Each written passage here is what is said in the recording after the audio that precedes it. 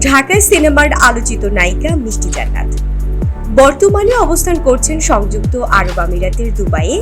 সেখানে ছুটি কাটানোর পাশাপাশি ভক্ত অনুরাগীদের জন্য একাধিক ছবি ও ভিডিও শেয়ার করে নেট দুনিয়ায় উৎসুকতা ছড়াচ্ছেন এই অভিনেত্রী। তার স্টাইলিশ ও আবেদনময়ী রূপে মুগ্ধ নেটিজেনরা প্রশংসায় ভরিয়ে দিচ্ছেন মন্তব্যের ঘর। সম্প্রতি 2014 সালে লাভ স্টেশন সিনেমার মাধ্যমে বড় পর্দায় যাত্রা শুরু করা মিষ্টি জান্নাত দুবাই শহরের বিখ্যাত সব স্থান ঘুরে বেড়াচ্ছেন।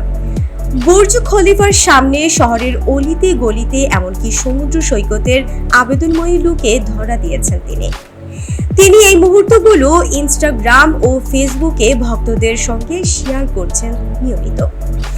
তার এসব পোস্ট দেখে নেটিজেনদের মন্তব্য, জায়গাটা যেমন সুন্দর আপনি তেমনই মানিয়ে গেছেন ছবিতে। আরেকজন লিখেছেন, দুবাই আপনাকে দারুণ মানিয়েছে।